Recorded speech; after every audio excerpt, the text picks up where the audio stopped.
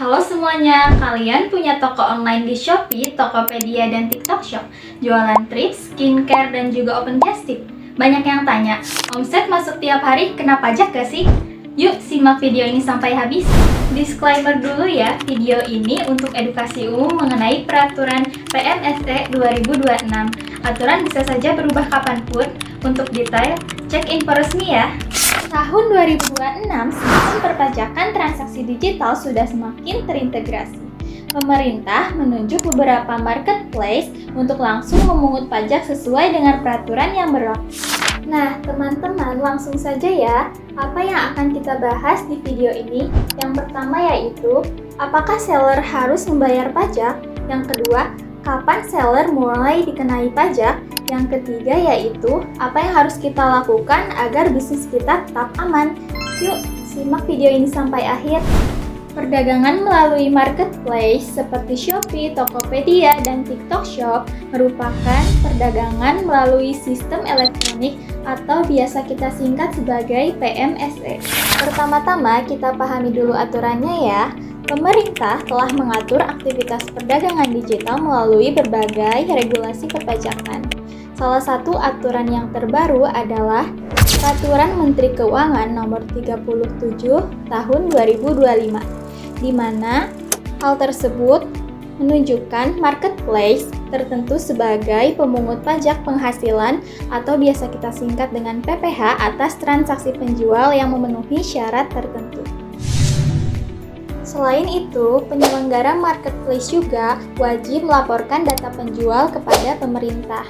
Tujuannya bukan untuk mempersulit pelaku UMKM, tetapi untuk menciptakan sistem perpajakan yang adil, transparan, dan memberikan kepastian bagi semua pelaku usaha. Selanjutnya, apakah semua seller harus membayar pajak? Nah, ini nih teman-teman, pertanyaan yang sering kali banyak ditanyakan. Jawabannya adalah, tidak semua seller otomatis harus membayar pajak ya teman-teman. Ada beberapa hal yang harus kita pahami.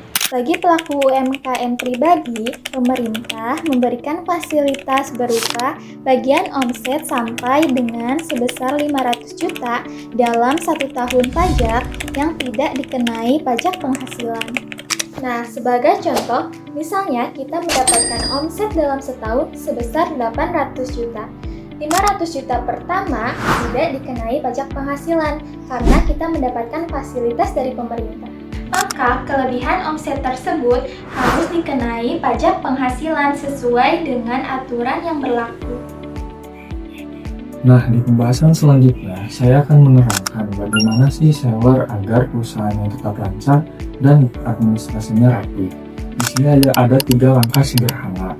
Langkah pertama, pisahkan keuangan pribadi dan keuangan perusahaan. Kenapa harus dipisah sih kedua ini? Karena agar omset perusahaan terlihat jelas. Lalu ada yang kedua yaitu pembukuan. Kalau dalam pembukuan, kita tidak perlu menggunakan software yang mahal. Kita bisa juga menggunakan software yang gratis, seperti tampilan di sini Excel. Di sini Excel hanya menggunakan 3 tabel saja, yaitu tabel tanggal, lalu total omset, yang ketiga biaya usaha.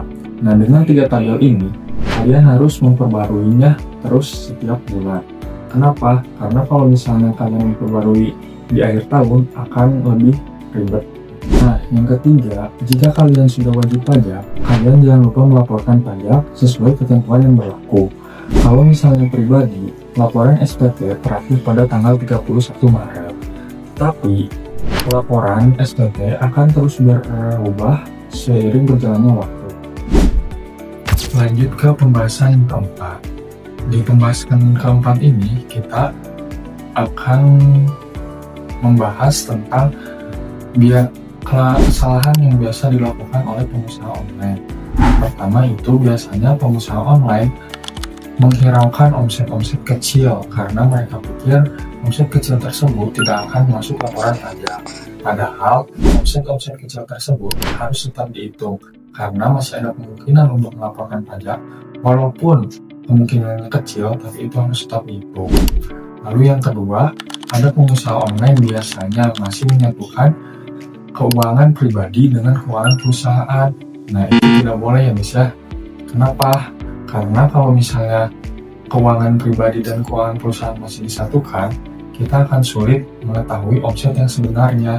Nah, kalau misalnya kita sulit untuk mengetahui omset yang sebenarnya, selanjutnya nanti saat kita melaporkan usaha kita, itu akan sulit juga. Jadi, kesimpulannya, bisnis online itu legal dan merupakan peluang usaha yang sangat strategis.